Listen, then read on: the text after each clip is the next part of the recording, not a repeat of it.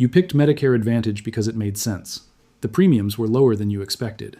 The coverage looked similar, sometimes better than what original Medicare offered. It had dental. It had vision. It had a $0 copay for your primary care visits. You did the math, you talked to someone at the enrollment event or the one who called you a few weeks before your 65th birthday, and it seemed like the obvious choice. Most of the people you knew were doing the same thing, and for a while it was fine. Then something started shifting. Not dramatically. Nothing you could point to on a single statement and say, that's the problem. Just a quiet accumulation over months and years. A copay that went up between January and the following January. A specialist visit that cost more than it used to. A procedure that was covered last year that now requires prior authorization, and when you called to get it approved, you spent 40 minutes on hold to talk to someone who read you language off a script that technically explained the process but didn't really answer the question you were asking, which was, why does this keep changing? You've probably told yourself it's just how insurance works, that prices go up, that the plan adjusts every year and that's normal. Maybe you've started wondering whether you made the right choice at 65, whether you should have done more research, whether the person who helped you enroll told you everything they were supposed to tell you. Here's what I want you to understand before we go any further.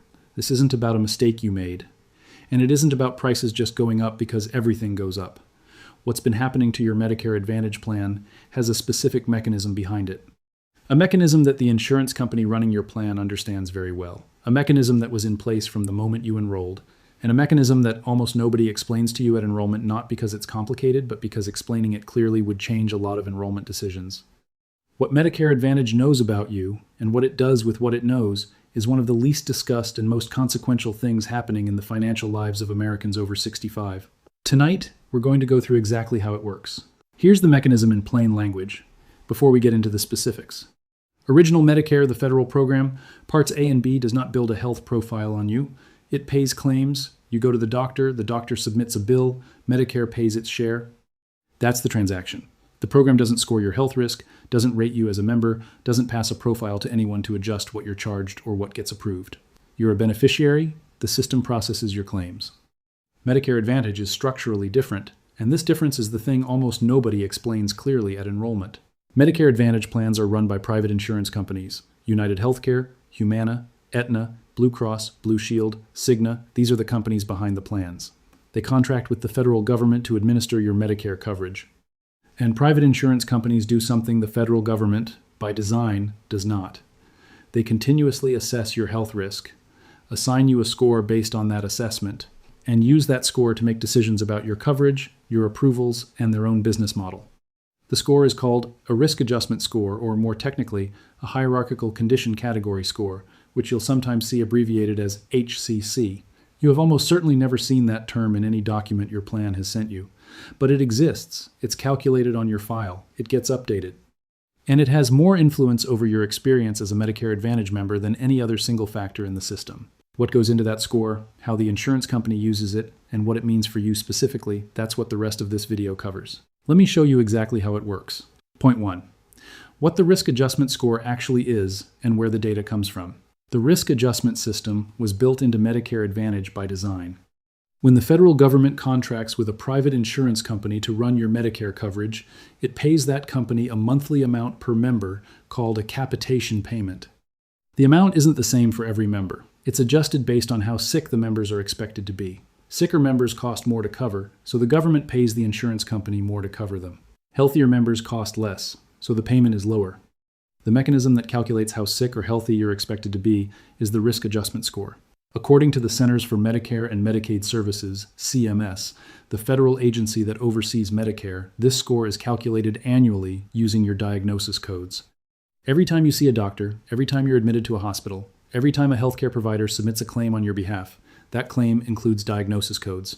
These codes tell the insurance company what conditions you have, what you were treated for, and what your health picture looks like in a given year. The insurance company takes all of those diagnosis codes, runs them through a formula, and arrives at your risk adjustment score, a number that represents your expected healthcare costs relative to the average Medicare beneficiary. A score of 1 means you're average. A score above 1 means you're expected to cost more than average. A score below 1 means you're expected to cost less. Here's what this means for you practically. The federal government pays your insurance company based on your score. If your score is high, they get paid more. If your score is low, they get paid less. The insurance company has a direct financial incentive to make sure your score accurately reflects your health conditions, and in some cases, as we'll see in a moment, to make sure it's as high as it can legitimately be. This is happening on your file right now, every year, with data collected from every healthcare interaction you've had since you enrolled. But that's only the first part of how this works. Point 2. How the insurance company collects data you don't know it's collecting. The diagnosis codes that feed your risk adjustment score don't only come from your doctor's claims. They come from a broader data ecosystem that most Medicare Advantage members have no visibility into, and that goes significantly beyond what you'd expect your insurance company to know. The first source is your claims data, which is what most people assume. Every doctor visit, every lab result submitted for payment, every hospital stay generates a claim with diagnosis codes. Your plan has all of it? The second source is something called an annual health risk assessment, sometimes called a health risk questionnaire or a wellness visit. If you've been in a Medicare Advantage plan for more than a year, you've almost certainly received a call or a mailing encouraging you to schedule a free in-home health assessment or an extended wellness visit. These are often presented as a benefit, a free service, a nurse coming to your house, no cost to you. They are also a data collection mechanism. A 2014 report by the Government Accountability Office found that Medicare Advantage plans use these in-home assessments specifically to identify diagnosis codes that may not have been captured in regular claims. Conditions that exist in your health history but haven't been billed recently, or conditions identified during the assessment itself. Each new code added to your record increases your risk adjustment score, which increases what the federal government pays the insurance company to cover you. The nurse who comes to your house is providing a genuine service. But the reason your insurance company is paying for that service and encouraging you to use it is not purely altruistic. It's because the visit generates data that flows directly into the calculation that determines how much the government pays for your coverage. The third source, and the one most people find most surprising, is third-party data. Several large Medicare Advantage plans have contracts with data brokers and analytics companies that supplement claims data with information from outside the healthcare system, consumer purchasing data, pharmacy records, even publicly available records in some cases. A 2019 report by the American Journal of Managed Care documented the use of social determinants of health data by major insurers, information about where you live, your income level, whether you own your home as inputs into health risk modeling. You didn't provide this information to your insurance company directly, but it's in the model that shapes how your plan treats you. Now here's where it gets more specific to your situation. Point 3. The prior authorization problem and why it gets worse over time, not better. If you've been in a Medicare Advantage plan for several years, you've probably noticed that prior authorization, the requirement to get the insurance company's approval before certain services, referrals, or procedures has become more common, not less. This isn't an accident. In 2022, the Senate Permanent Subcommittee on Investigations released a report examining prior authorization practices at 3 of the largest Medicare Advantage insurers. The report found that these plans denied prior authorization requests at significantly higher rates than original Medicare denies equivalent claims. It also found that a substantial percentage of denied claims, over 75% in some categories, were ultimately approved on appeal, meaning the initial denial wasn't based on a determination that the service wasn't medically necessary. It was, in many cases, a friction mechanism. Prior authorization creates a specific kind of pressure on Medicare Advantage members. You can appeal a denial. The process exists. But the appeals process takes time, requires documentation, and often requires your doctor's office to invest staff time in submitting additional information. For a 6-8-year-old managing a health condition who just needs a procedure approved, you can appeal is not the same as this will be easy to resolve. The connection to your risk adjustment score is indirect but real. Your score tells the insurance company what it expects your healthcare utilization to look like. When your actual utilization, the care you're seeking, doesn't match that expectation, or when the cost of providing that care exceeds what the company projected, prior authorization becomes more common, not targeted at you specifically, built into the coverage structure that applies to members in your risk category. Original Medicare does not use prior authorization for most services. That is not a minor difference. According to the American Medical Association's 2022 Prior Authorization Physician Survey, 93% of physicians reported that prior authorization delays care, and 34% reported that prior authorization had led to a serious adverse event for a patient, a misdiagnosis, a worsening condition, a hospitalization that might have been prevented. You don't experience prior authorization as a statistic. You experience it as a phone call you have to make, a form your doctor has to fill out, a week you spend waiting for an answer while a condition waits with you. And this is the part that almost nobody explains clearly. Point 4. The network problem and what in-network means when the network changes. One of the most common complaints among long-term Medicare Advantage members isn't the premiums, it's the network. Medicare Advantage plans cover care within a defined network of providers, doctors, specialists, hospitals, and facilities that have contracts with the insurance company. Care outside that network is either not covered at all or covered at a significantly reduced rate, depending on your plan type. The network is not fixed. It changes every year at contract renewal. Providers that were in-network last year may not be in-network this year. A specialist you've been seeing for 3 years may no longer be in your plan's network in January, and you may only find out when you arrive for an appointment or when you receive a bill. According to research published by the Kaiser Family Foundation, Medicare Advantage plan networks are significantly narrower than the provider access available under Original Medicare in most markets. In some rural areas, the difference is dramatic. Medicare Advantage members have access to far fewer in-network specialists than Original Medicare beneficiaries in the same geography. Here's the interaction with your risk adjustment score that matters. As your health needs become more complex, as your score rises to reflect more conditions and higher expected utilization, the relevance of your specialist network becomes more critical, not less.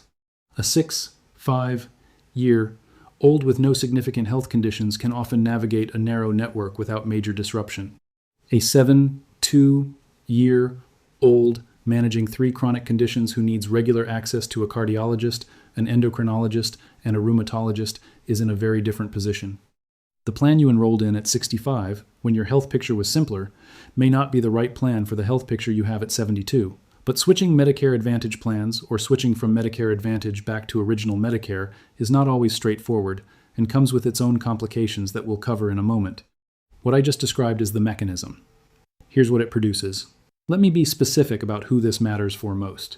If you enrolled in Medicare Advantage before 65 or right at 65, and you're now several years into your plan, the risk adjustment system has been running on your data for that entire period. Your score has been updated every year. Your plan has been making decisions about prior authorization thresholds, about network design, about which benefits to emphasize based on the aggregate profile of its membership, including your profile. If your health has remained straightforward, you may not have felt much friction yet. The plan may still look like a good deal compared to what Original Medicare with a supplemental policy would cost you. If your health has become more complex, if you've added conditions, if you're seeing specialists regularly, if you've had a hospitalization in the last 2 years, then the gap between what Medicare Advantage offers and what Original Medicare offers is likely larger than it looked at enrollment. Not because the plan got worse, because your needs changed and the plan was designed for a different version of your health picture. Here's the specific problem with switching. Original Medicare has no underwriting, no health questions, no ability to deny you coverage. You're in because you're eligible. Full stop. Medigap supplemental policies, the policies that cover the gaps Original Medicare doesn't cover, including the 20% coinsurance that can add up to thousands of dollars on a serious illness, do have underwriting in most states. If you apply for a Medigap policy after your initial enrollment window, the insurance company can ask about your health history and can deny you or charge you more based on your conditions. This means that for many Medicare Advantage members who want to switch back to Original Medicare after several years, especially those whose health has become more complex, the switch isn't just a paperwork process. It can be financially difficult or, in some states, effectively unavailable at a standard premium. The decision you made at 65, when you were relatively healthy and the Advantage plan looked like the better deal, may have closed a door that gets harder to reopen with every passing year. This is not a reason to panic. It's a reason to understand exactly where you stand, right now, before the next annual enrollment period. Here's what you can actually do about this. There are 3 specific things worth doing before your next annual enrollment period, which runs from October 15th through December 7th every year. The first is to request a summary of benefits document from your current plan, the current year's version, not the one you received at enrollment. Every Medicare Advantage plan is required to provide this document. Read the prior authorization requirements section. Compare it to what you remember from when you enrolled. If the list of services requiring prior authorization has grown, that's data worth having. You can get this document by calling the member services number on your card or by logging into your plan's member portal. The second is to use Medicare's Plan Finder tool at medicare.gov to compare your current plan against the other Medicare Advantage plans available in your zip code, and also against the cost of Original Medicare plus a Medigap supplemental policy in your area. The comparison needs to account for your actual current health usage, not average usage, your usage. How many specialist visits do you have per year? What prescriptions are you on, and what do they cost under each plan? Have you had any prior authorization issues in the past 12 months? The tool can show you premiums and deductibles. It won't show you prior authorization rates or network stability over time, which is why the comparison requires more than just the tool, but the tool is the starting point. The third thing is specific to anyone who is considering switching from Medicare Advantage back to original Medicare. Before the next enrollment period, check the Medigap rules in your state. A small number of states, including New York, California, Connecticut, Maine, Massachusetts, Minnesota, Missouri, New Jersey, Oregon, and Washington have guaranteed issue protections that allow you to switch to Medigap without underwriting at any time or on an annual basis. If you're in one of those states, the door is not closed. If you're not, understand what your underwriting situation looks like before you make a switch you can't easily reverse. Here's the one thing I can't tell you from here. I don't know what your risk adjustment score is. You can't easily find out. Either the score itself isn't disclosed to members in any standard document your plan sends. What I can tell you is that it exists, that it's been updated every year, and that the person who can help you understand its practical implications for your specific situation is either a Medicare counselor through your State Health Insurance Assistance Program SHIP, which is a free federally funded counseling service, or an independent broker who does not have a financial incentive to keep you in your current plan. Whether your current plan is still the right plan for where your health is today is a question that only gets answered by doing that comparison with your actual numbers. That's the question I want to leave with you. I want to hear a specific thing from you in the comments. For those of you who have been in a Medicare Advantage plan for 3 years or more, when was the first time something didn't get approved or cost more than you expected or required a phone call you hadn't anticipated? Was it a prior authorization? A specialist who was suddenly out of network? A prescription that moved to a different tier? Not whether you're happy or unhappy with your plan overall. The specific first moment when the plan behaved differently than you expected it to. I ask because the pattern of when that friction starts, how many years in, at what kind of health event tells me something about where in this process most people are when they first start paying close attention. If you haven't had that moment yet, tell me that too. And tell me how long you've been enrolled. I read everyone. And the picture that comes out of the comments on these videos is usually more useful than anything I could tell you on my own. I'll see you in the